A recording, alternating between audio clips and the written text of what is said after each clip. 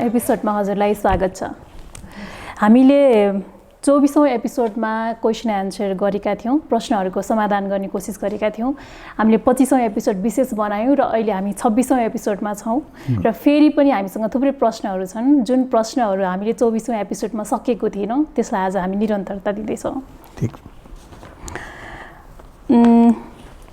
मेरो हजुरआमाले एउटा क्वेसन मलाई जहिले पनि सोध्दै भनेर हैरान बनाइराख्नु भएको छ। घर गएपछि तेरो गुरुलाई मेरो यो प्रश्न खोइ सोधिदिएको भनेर। त्यसकारण आज म त्यो प्रश्न सोध्छु। मैले सुनेको 84 जन्म नभोगी मान्छेको जन्म हुँदैन रे हो। 90 वर्ष पुग्न लागिसक्नु भयो, त्यसकारण कसले सुनायो होला हजुरआमालाई र उहाँको जिज्ञासा 84 जन्म नभोगी मान्छेको जन्म हुन सक्दैन। एकदम सही हो, एकदम कुरा यो सही हो। यसलाई यसरी बुझौँ कि जब हाम्रो प्राणिक जीवन सुरु हुन्छ, हामी पहिला चाहिँ जुन विकास भएको त्यो ढुङ्गा माटो निष्क्रिय हुन्छ जीवन, अनि अलिकति जीवन विकास भयो भने हामी माछा भ्यागुता यस्ता जलचरहरूमा, अहिले डार्विनले पनि भनिसके यसरी नै आएको सी क्रिएचरबाट आएको भ्यागुता भएर माछा भएर। हामी कहाँ त हिन्दूहरूले मत्स्य अवतारै भन्छ होइन। एकदम जो डार्विनको विकासवाद छ त्यो एकदम हाम्रो मिलिराखेको छ। त्यसपछि त्योभन्दा पहिला जो ढुङ्गाबाट पहिला रुख हुन्छौँ हामी, रुखमा पनि प्राण छ, जीव बढ्छ, जीवन छ होइन। रुखबाट फेरि साना क्रिएचरहरू हुन्छन्, अनि अरू जनावरहरूबाट 84 लाख योनि यहाँ छ पृथ्वीमा। अनेक मृग छ, बाघ छ, बाँदर छ, अनेकबाट प्राण सबैको भित्र, किरा मकोडा छ, सबैको भित्र प्राण छ। त्यो विकसित हुँदै हुँदै हुँदै हुँदै त्यो इभ्याल्युसनको एउटा नेचुरल प्रोसेस छ। यो स्वाभाविक ढङ्गले नै परमात्माले बनाएको यस्तो व्यवस्था छ कि जो ढुङ्गा पहाड हामी देखिराखेका छौँ, रुख देखिरहेछ, भोलि एक दिन त्यो पनि मान्छे बन्छ र त्यसलाई अझ विकास गर्नु छ भने ध्यानी बन्छ होइन। सबैको यो प्रकृतिले नै गर्दै, यसमा हामी केही गर्नु पर्दैन। मनुष्यसम्म चाहिँ प्रकृतिले पुऱ्याइदिन्छ, इनबिल्ट प्रोग्राम छ। त्यो प्रकृतिकै यस्तो प्रोग्राम छ कि ढुङ्गा एक दिन गएर मान्छे बन्छ। हजारौँ वर्ष लाग्छ, 10,000 वर्ष लाग्ला, लाखौँ वर्ष लाग्ला, त्यो म भन्न सक्दिनँ। त अब मान्छे बनिसकेपछि प्रकृतिको काम पुरा हो, इनबिल्ट प्रोग्राम। अब हामीले आफ्नो ऊर्ध्वगमन, मान्छेमै माग्ने मान्छे पनि छ, राजा पनि छ, झुगी पनि छ, दानी पनि छ। मान्छेमै 84 लाख योनि छ। मान्छे शरीर मात्रै मान्छेको हो नि। यहाँ मान्छे अनेक प्रकारका मान्छे, एक से एक इज्जत पाउने, एक से एक सुन्दर शरीर पाउने, एक से एक सुन्दर परिवारमा जन्मिने मान्छे छन्। बाटोमा हातखुट्टा नभएका भिख मागिराखेका मान्छेहरू पनि, मागिराखेका मान्छे पनि छन्। त्यो मान्छे जीवनमा पनि अनेक योनि छ भनौँ भने 84,000 योनि छ। अनि मान्छेको अनेक प्रकार छन् नि। एक से एक विद्वान, एक से एक कवि, एक से एक कलाकार पनि छन्, एक से एक हिंसक, एक से एक हत्यारा, एक से एक अपराधी पनि छन्। त्यसै मनुष्य जीवनमा पनि अब जुन विकास हुन्छ प्रकृतिले मान्छेसँग बनाइदिन्छ, त्यो चाहिँ स्वाभाविक प्रकृतिको इनबिल्ट प्रोग्राम छ। यहाँबाट प्रकृतिको काम सिद्धिन्छ। अब हामीले आफै राम्रो काम गरेर, पुण्य काम गरेर आफ्नो योनि सुधार्दै जानुपर्छ होइन। अनि एक दिन हुँदा हुँदा हुँदा पुण्य गर्दै गएँ, राम्रो काम गर्दै गएँ भने हामी सामान्य गरिब भएर अलि सम्पन्न घरमा जन्मिन्छौँ, अलि साधना गर्ने सुविधा घरमा जन्मिन्छौँ, अलि शरीर राम्रो भेटाउँछौँ होइन। यही जगतमा मान्छे कस्तो कुरूप पनि छन्। एक से जति यो हलिउड, बलिउड र कलिउडका जति हिरो हिरोइन देखिन्छ तिनीहरूलाई आफै थाहा छैन। सुन्दर शरीर पाउनलाई उनीहरूले धेरै तपस्या गरेर आएको, तर उनीहरूलाई केही याद छैन, विस्मृत छ होइन। जुन ठाउँमा पुग्यो त्यहाँ साधनाको सुविधा छैन होइन, तपो राजो राजो नर्क, त्यसपछि त फेरि यात्रा अर्कै यात्रा सुरु हुन्छ, अनकन्सियस यात्रा सुरु हुन्छ। त्यसलाई यो 84 योनिबाट भट्केर हामी मनुष्य शरीरमा आएका हौँ र मनुष्य शरीरमा पनि हामी साधना गरेन भने, ईश्वरको पूजा गरेन भने, पुण्य गरेन भने फेरि भटक्ने डर हुन्छ। यो मनुष्य शरीरमा पनि 84 लाख योनि छ, मनुष्य शरीरमा पनि अनेक ग्रेड छ, अनेक ग्रेड छ होइन। बुद्ध पनि यी छन् होइन, अब 1 से 1 हत्यारा पनि यी छन्, 1 से 1 हिंसक मान्छे पनि यी छन्। मान्छे तल खस्यो भने जनावरभन्दा पनि तल खस्छ, त्यति खतरनाक कोही जनावर हुँदैन। जनावरले कसैको शिकार गर्छ भने खानालाई मात्रै गर्छ, भुखा बाघले मात्रै शिकार गर्छ, पेट भरेको बाघले कसैलाई काट टोक्दैन, केही गर्दैन। मान्छे यस्तो छ कि मनोरञ्जनको लागि पनि शिकार गर्छ होइन, उसलाई खाना पुगिरहेको छ त पनि अरूलाई सताउँछ, मानिसले नखाने कुरा केही पनि छैन। र मनुष्यले तल खस्यो भने बाघ भालु भन्दा पनि तल खस्छ, माथि उठ्यो भने देउता भन्दा पनि माथि उठ्छ। इन्द्र वरुण बुद्ध जब इन्लाइटेन हुनुहुन्छ, इन्द्र र ब्रह्माले आएर पनि नमस्कार गर्नुहुन्छ। मनुष्य जीवन यस्तो सम्भावनाको जीवन हो जसमा हामी बाघ भालु भन्दा पनि तल। हिटलरले बाघ भालुले त 2-4 मान्छ, हिटलरले त 20 लाखौँ मान्छेले मार्यो, 10औं लाख मान्छे मार्यो, कति तल गयो, करोडौँ मान्छे मार्यो। र फेरि यस्तो मान्छे पनि हुन्छन्, बुद्ध जस्ता मान्छे हुन्छन् जसले अहिले पनि मान्छेलाई जीवन दिइराख्नु भएको छ, शान्ति दिइराख्नु भएको छ। 2500 वर्ष भइसक्यो, अहिले पनि उहाँको तस्बिर मात्रै हेऱ्यो भने पनि शान्ति मिल्छ। त्यस कारणले यो मनुष्य जीवनमा पनि 84 लाख योनि छ, क्याटेगोरी छ। हामीले पुण्य गरेर साधना गरेर माथि पुग्नु छ अनि मुक्त हुन्छ, निर्वाण प्राप्त गर्नु छ। निर्वाण प्राप्त गरेन भने खतरा के छ भने मनुष्यले पनि गलत काम गर्यो भने फेरि हामी पछि जन्ममा पनि खस्न सक्छौँ, खसेका छ। सामान्यतः मनुष्यमा के हुन्छ भने मनुष्यकै तल्लो तहमा खसिन्छ। जस्तो अहिले धेरै अत्याचार गर्ने मान्छेहरू जुन छन्, जुन तिमीले मन्दिरको अगाडि हात खुट्टा नभएका माग्ने मान्छे देख्छ, आँख फुटेका, तिनीहरू के हो? पूर्व जन्ममा धेरै गल्ती काम गरेर आएका हुन्, उनीहरूको कर्मको भोग हो। त्यसै अन्याय हुँदैन। यहाँ पर्फेक्ट ल एन्ड अर्डर छ। कसैले त्यसै एक्सिडेन्ट पनि त्यसै हुँदैन, कसैको आँखा पनि फुट्दैन, सबैको कार्यकारण सिद्धान्त हुन्छ होइन। उनीहरूले केही नराम्रो काम गरेका हुनाले, कसैको हात काट्या हुनाले, कसैको लुट्या हुनाले यो जन्ममा जो लुटेरा हुन्छन् यो जन्ममा भिखारी हुन्छ। अरूको जसले लुट्छ होइन, अरूको हात जसले काट्छ यो जन्ममा उसको हातै हुँदैन होइन। यो जगतका नियम हुन्। त्यसै मनुष्य योनिमा पनि अनेक योनि छन्। यहाँ हामी भट्कियौँ भने मनुष्य फेरि धेरै यस्तो कथाहरू छ, मनुष्यले धेरै एट्याचमेन्ट गर्यो भने आफ्नो सम्पत्तिबाट, आफ्नो पैसाबाट, आफ्नो घरबाट भने सर्प भएर आफ्नो घरमा जन्मिन्छ, नाग भएर जन्मिन्छ, सर्प भएर। आफ्नो त्यस कारणले पुराना दरबारहरूको वरिपरि सर्प हुन्छ, नागहरू हुन्छ। किन कोही मान्छेलाई धेरै एट्याचमेन्ट छ गहिरो भने त्यो त्यहाँ सर्प भएर जन्मिन्छ, कुकुर भएर जन्मिन्छ, त्यसैको वरिपरि घुमिराखेको हुन्छ। बुद्धको कथामा पनि बुद्ध भिक्षु त किरा भएर उपिया भएर जन्मेको कथा छँदैछ।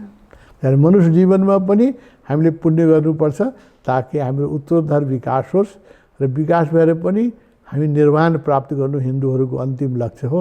यसरी साधना गर्नुपर्छ, यस्तै पुण्य गर्नुपर्छ कि हामी यो चक्करबाट चाहिँ मुक्त हौँ। यो किरा मकोडाको जङ्गलमा भट्किने र फेरि चाहिँ हामी फेरि भिखारी भएर जन्मिने, अन्धो भएर जन्मिने। या मनुष्य जीवनमा जन्मेर के सुख छ? मनुष्य जीवनमा केही सुख छैन, सुखको आश्वासन मात्रै हो। सब नानकले भन्नु दुखिया सब संसार, यो संसारमा सबै दुखी नै छन्। जोगीहरूको आँखाबाट देख्यो भने यहाँ सुखी मान्छे जसले साधना गर्छ त्यो भएको सुखी मान्छे नै छैन। त्यहाँले यसमा साधना गरेर यसबाट मुक्त भएर हामीले निर्वाण प्राप्त गर्नुपर्छ। यही सबै गुरुहरूको शिक्षा हो, यही हाम्रो शास्त्रको शिक्षा हो, यही हाम्रो धर्मको शिक्षा हो, यही गर्नुपर्ने काम हो।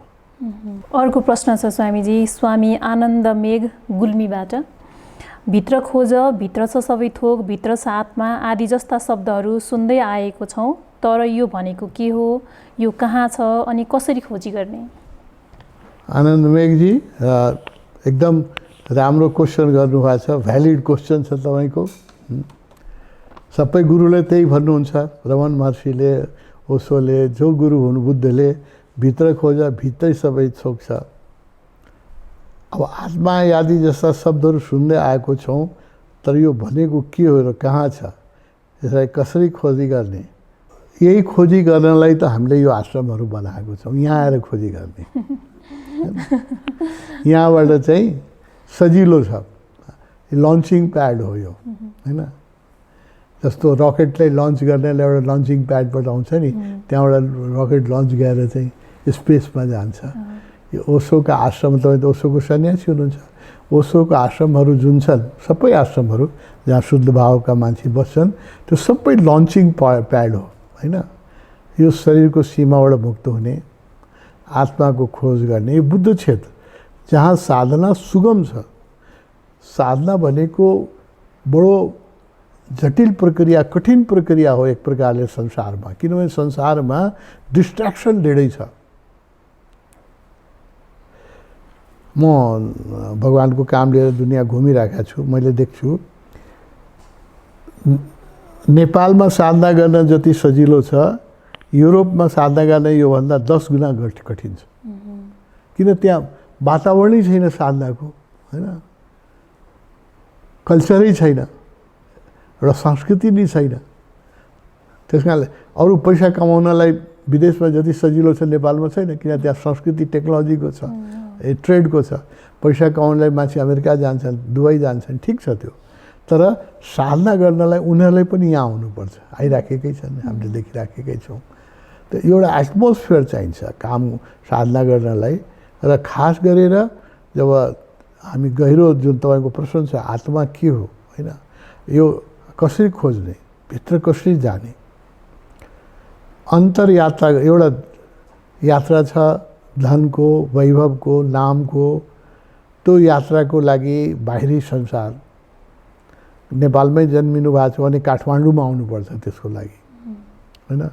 ठुलो उद्योग गर्नलाई, या काठमाडौँमा आउनुहुन्छ भने अझ अमेरिका जानुपर्छ, होइन? विदेश जानुपर्छ, धेरै छिटो पैसा कमाउनु छ भने। त्यसको लागि एउटा लन्चिङ प्याड जुन छ, फाइनेन्सियल सक्सेसको लागि लन्चिङ प्याडहरू छ दुनियाँ। दुबई छ, मान्छे नेपालीहरू गइरहेका छन्, अमेरिका छ, इङ्ल्यान्ड छ। तर तपाईँको जुन आत्माको खोज हो, त्यसको लन्चिङ प्याडको लागि तपाईँलाई परमात्माले बहुत राम्रो देशमा जन्माइदिएको। यो नेपाल जतिको राम्रो देश साधनाको लागि संसारमा धेरै कम छ। मैले देखेकोमा साधनाको लागि जसलाई साँच्चै आत्माको खोज गर्नु छ र यही जन्म पाउनु छ, उनीहरूको लागि यो हिमाली क्षेत्र जुन हो, यो यसमा राष्ट्रियतासँग कुनै सम्बन्ध छैन। चाहे त्यो भुटानमा होस्, चाहे सिक्किममा होस्, चाहे नेपालमा होस्, चाहे त्यो गढवालमा होस्, उत्तराञ्चलमा होस्, यो जुन हिमाली बेल्ट हो, यो साधनाको लागि सबभन्दा राम्रो बेल्ट हो। योभन्दा राम्रो साधना गर्ने मैले अहिलेसम्म अर्को ठाउँ भेटाएको छैन। हामी यस्तो देशमा जन्म लिए, पूर्वजन्ममा पुण्य गरे होला, त्यही भन्छ, पुण्य गरेका व्यक्तिहरू मात्रै यस्ता क्षेत्रमा जन्मिन्छन्। हामीले जरुर पुण्य गरे होला, हामी यहाँ जन्मेका छौँ। र यसमा पनि डिस्ट्र्याक्सन छ। जतिकै ठुलो सहरमा जानुभयो त्यतिकै चञ्चलता छ, त्यतिको भावतरङ्ग बढी छ, गाउँमा भन्दा सहरमा बढी छ। यसले जोगीहरू एकान्तमा भाग्छन्, किनभने त्यहाँ थट पोल्युसन छैन। जोगीहरू किन हिमालमा भाग्थे, गुफामा जान्थे, जङ्गलमा जान्थे, अरण्यवास गर्थे? किनभने हामी थटबाट प्रभावित हुन्छौँ। अब हामी गएर ठमेलमा गएर साधना गऱ्यौँ भने हामीले धेरै नहुने होइन, साधना त जहाँ पनि हुनसक्छ, प्रयास धेरै गर्नुपर्छ। किनभने इन्भाइरोमेन्ट सपोर्टिभ छैन। र तपनमा आएर साधना गर्नु भने थोरै प्रयासले पाइन्छ, किनभने इन्भाइरोमेन्ट सपोर्टिभ छ। यहाँ चाहिँ थट जुन छ त्यो एकदम सहयोगी छ। यो मेडिटेसन हलमा आएर आँखा चिम्लाएर साथ एकान्तमा बस्नुहोस्, त्यसै ध्यान लाग्छ। एक्लै बस्नुहोस् न, यहाँ केही नगरिकन चुप लाएर बस्छ, त्यसै ध्यान लाग्छ। त्यो इन्भाइरोमेन्टल सपोर्टिभ छ। त्यसले जुन खोज छ आत्माको, त्यसको लागि चाहिँ कहाँ खोज्ने भने त उसो गुरु भाइ भेटाइहाल्नुभयो, उसोको सन्यासी बन्नुभयो, कति पुण्य गर्नुभयो होला। उसोको सन्यासी त्यसै बन्न पाइन्छ? धेरै मान्छे उसो किताब पढ्छन्, कतिजना सन्यासी बन्छन्। र सन्यासी बने पनि सिन्सियर सन्यासी कति भन्छन्? सन्यास त सजिलो छ, मान्छेले माला लिन्छ, तर सिन्सियर सन्यासी र गडवाड सन्यासी, मोक्षको पथिकमा हिँड्ने सन्यासी कति हुन्छ? ओसो सन्यासीमा पनि छोटो सङ्ख्या मात्रै छ जो मोक्षको बाटोमा सिन्सियरली हिँड्छ होइन। तपाईँ सिन्सियरली हिँड्ने, मोक्षको बाटोमा हिँड्ने गडवाड सन्यासी बन्नुहोस् र आफ्नो नजिकमा तपाईँ कहाँ कुन सहरमा बस्नुहुन्छ लेख्नु भएको छैन? गुल्मी। तपाईँको जहाँ सजिलो हुन्छ, अहिले प्रोफेसनमा काम गर्नुहुन्छ भने पनि 10% टाइम, म सबैलाई भन्छु 10%, जसलाई यही जन्ममा मुक्त हुनु छ, अरूलाई जरुरी छैन, जसलाई यही जन्ममा आफ्नो कर्मबन्धन काटेर निर्वाण सुख प्राप्त गर्नु छ भने उसले कमसेकम 10% टाइम चाहिँ बुद्ध क्षेत्रमा बिताउनु पर्यो। तपोवनमा, पोखरामा, लुम्बनीमा, हामी कम्युनको धादिङमा, हामीसँग बाणगङ्गामा कम्युन छ होइन। 10% टाइम तपाईँ चाहिँ कम्युनमा बिताउनुहोस्। 90% संसारमा खुब सक्सेसफुल बन्नुहोस्, 10% आएर आँखा चिम्लेर साधना गर्नुहोस्। यो भित्र जाने जुन तपाईँको उत्कण्ठा हो, बडो कठिन छ बाहिर जगतमा। त्यो सारा इन्द्रिय बाहिर खुल्छन्, सारा प्रलोभन बाहिर छ। भित्र जाने प्रेरणा दिने व्यक्ति कहाँ भेटिन्छ? हामीले बडो पुण्यले ओशोलाई भेटाएँ। त पनि मेरै 51 वर्ष भइसक्यो ओशोलाई भेटाएको र आश्रममै बसिराखेको छु। त पनि आफ्नो भित्र जानु कति कठिन छ हेर्नुहोस् त। किनभने बाहिरको प्रलोभन छ, भित्रको कुनै प्रलोभन छैन, कुनै एडभर्टिजमेन्ट छैन होइन। बाहिर सारा इन्द्रियले यो राम्रो चिज हेरौँ, राम्रो खाउँ, राम्रो भोगौँ, राम्रो पाऊँ, सारा इन्द्रिय बहिर्गामी छन् होइन। जानु छ भित्र, यसमा के छ भने 180 डिग्री टर्न लिनुपर्छ। सारा इन्द्रिय बाहिर गइरहेका छन्, मन बाहिर गइरहेछ, विचार बाहिर गइरहेछ, मन पनि बाहिरकै सोच्छ, हातले बाहिरको चिज स्पर्श गर्न चाहन्छ, आँखाले बाहिरको चिज देख्न चाहन्छ, सबै इन्द्रिय बहिर्गामी छन् होइन। अब यसबाट हामीले अन्तर्यात्रा गर्नु छ। यो अन्तर्यात्रा कसरी सम्भव छ भने 180 डिग्री टर्न लिनुपर्छ। यसरी सारा इन्द्रिय बाहिर गइरहेका छन्, यसलाई 180 डिग्री घुमाउनुहोस् होइन। अनि यही शक्ति, जुन शक्ति बाहिर गइरहेछ, यही शक्ति भित्र जान्छ। अन्तर्मुखी हुनुपर्छ। अन्तर्मुखी हुनलाई या त्यस कारणले ओशोले कम्युनहरू बनाउनु भयो जहाँ अन्तर्मुखी हुनु सजिलो छ। बाहिर अझ कष्ट गर्नुपर्छ, अलिक प्रयास बढी गर्नुपर्छ। म घर छोडिदिनुहोस्, कम्युनमा आएर बस्नु भने होइन, मैले राम्रोसँग बुझ्नुहोस्। 10% टाइम 12 महिनामा 1 महिना निकाल्नुहोस् साधनाको लागि, हामीसँग आएर बस्नुहोस्, साधना गर्नुहोस्। बिचमा एकैचोटि 1 महिना निकाल्न सकिँदैन। 4 महिनापछि 10 दिनको लागि आउनुहोस्, फेरि 4 महिना काम गर्नुहोस्, फेरि 10 दिनको लागि आउनुहोस्। यसरी तपाईँले सबै साधकलाई म भनिराखेको छु, जो गडवाड छ, जसलाई निर्वाणको इच्छा छ, यही जन्ममा यो जीवनका भौतारीबाट मुक्त हुनु छ र परम सुख प्राप्त गर्नु छ, उनीहरूले 90% टाइम संसारमा दिए पनि मिनिमम 10% टाइम चाहिँ डेडिकेटेड स्पेस, यो सब जुन ठाउँ हो यो परमात्माको लागि समर्पित बुद्ध क्षेत्र हो। यसमा आउन साथै तपाईँको अन्तर्मुखी हुन सजिलो हुन्छ। बाहिर अन्तर्मुखी हुन, जति विदेश जानुभयो त्यति नै बहिर्मुखी यात्रा छ। विदेशभन्दा नेपाल सजिलो, नेपालभन्दा सहरभन्दा गाउँ सजिलो, त्योभन्दा तपोवन सजिलो। जस्तो विदेशमा पनि बसेर जसले कम्युन सञ्चालन गरिरहेको छ, जस्तो हाम्रो चन्दा समिर जस्तो व्यक्तिहरूलाई त अलि सहज होला नि त। त्यहाँ त्यो तपोवन, त्यहाँ जुन निर्वाणा आश्रम छ हाम्रो, त्यो हेऱ्यो भने त्यो तपोवनै बनिसकेको छ। त्यो मिनी तपोवनै हो त्यो होइन। नेपालले आफ्नो नक्सामा देखाइदिएको हुन्छ। त्यो सानै क्षेत्र पनि हामीले ध्यान गरेर ओशोलाई या आह्वान गरेर त्यसलाई हामीले त्यसलाई हामी बुद्ध क्षेत्रै बनाऊँ, मिनी बुद्ध क्षेत्र। तापनि म भन्छु, म पनि त त्यहाँ जान्छु नि, निर्वाणमा जान्छु, सबै विदेशका सेन्टरहरूमा पनि जान्छु। तापनि जति नेपालमा साधना सम्भव छ, सजिलो छ, त्यति त्यहाँ सजिलो छैन। त्यहाँ प्रयास बढी गर्नुपर्छ। किनभने the whole value of the whole atmosphere supportive छैन। नयाँ गाडी अमेरिकामा हरेक 2 वर्षमा गाडी फेर्नुपर्छ। नेपालीहरूलाई त होइन, अमेरिकनहरूलाई त हरेक 3-4 वर्षमा श्रीमती पनि फेर्नुपर्छ, श्रीमान पनि फेर्नुपर्छ सारा एनर्जी जुन छ त्यो बहिर्गामी छ है। एउटै घरमा बस्नु हुँदैन, एउटै सहरमा बस्नु हुँदैन, अर्को सहरमा त्यो सारा जुन वातावरण छ त्यो बाहिर तानिराखेको छ। त्यहाँ साधना गर्न कठिन छ। त्यसको अमेरिकनहरू पनि विदेशीहरू पनि रियलाइज असम्भव मैले भने होइन, प्रयास बढी गर्नुपर्छ होइन। उनीहरू पनि किन यहाँ आउन चाहन्छन्, यति विदेशीहरू यहाँ किन आउँछन् होइन। र जुन हामीले सेन्टरहरू बनाएका छौँ, समीर बसिरहेको छ, चन्दा बसिरहेको छ, त्यो मिनी बुद्धा फिल्डै हो, त्यो मिनी बुद्धा फिल्डै हो।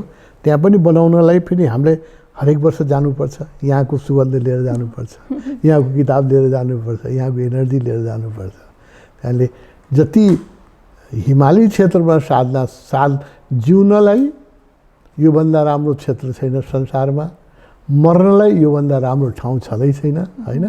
मुक्त हुनलाई, निर्वाण प्राप्त गर्नलाई यो स्वर्ग नै हो। यो नेपाल भनेको साधकहरूको लागि स्वर्ग हो। नेपाल त्यसमाथि पनि तपोवन। अर्को प्रश्न छ स्वामीजी, हजुरको युट्युबमा उपलब्ध सबै भिडियोहरू लगभग हेरेर सकिसकेँ। कृपया अष्टावक्र गीताबारे अझै धेरै प्रवचन गरिदिनु हुन अनुरोध गर्दछु। विजय केसी। विजय केसीजी धन्यवाद। तपाईँले युट्युबमा मेरो सबै प्रवचन सुन्नुभयो। यसले तपाईँकै परिचय दिन्छ। तपाईँको के परिचय दिन्छ भने तपाईँको भित्र गहिरो प्यास छ। अब ओशोका प्रवचनहरू युट्युबमा धेरै छन्, त्यो पनि एकचोटि सबै सुनिलिनुहोस्, बिस्तारै सुरु गर्नुहोस् होइन। ओशोले त धेरै प्रवचन दिएर जानुभएको छ, युट्युबमा अहिले धेरै आइरहेछ, हरेक दिन मान्छेले राखिरहेछ। ओशोको प्रवचनहरू सुन्नुहोस्। जति सुन्दै जानुहुन्छ त्यति नै अरू सुन्न मन लाग्छ। यो यस्तो यात्रा हो, जसले सुन्दैन उसलाई सुन्नै मन लाग्दैन। जसलाई स्वाद लाग्यो त्यसले जति सुने पनि सन्तोष हो। हामी 50 वर्षदेखि ओशोलाई हरेक दिन सुन्छु। यस्तो सायदै दिन बिरामी परेको दिन पनि ओशोलाई सुनेको छु, पढाएको छु होइन। प्लेनमा चढ्दाखेरि पनि ओशोकै किताब पढ्छु, ओशोकै उसमा यात्रा गर्दाखेरि एयरपोर्टमा बस्यो भने पनि ओशोकै हेडफोन लगाएर सुनिराखेको। 50 वर्षदेखि सुनिराखेको छु। एउटै किताबलाई 10 चोटि पढ्या होला तर पनि पुग्दैन होइन। यस्तो प्यास छ यो, र यसको आनन्द पनि छ। अन्तरयात्राको आफ्नै आनन्द छ।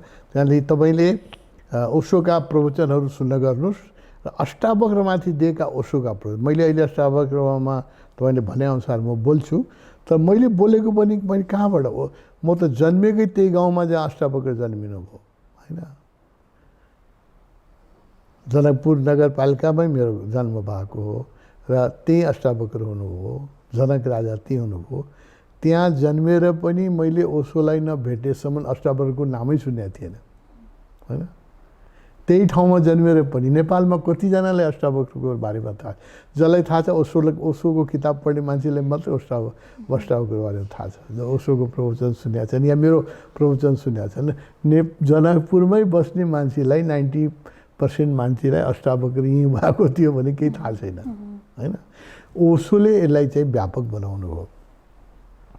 र ओशोले जुन अष्टावक्रमाथि प्रवचन दिनुभएको छ त्यो अद्भुत छ, त्यो अनप्यारलली ब्युटिफुल छ।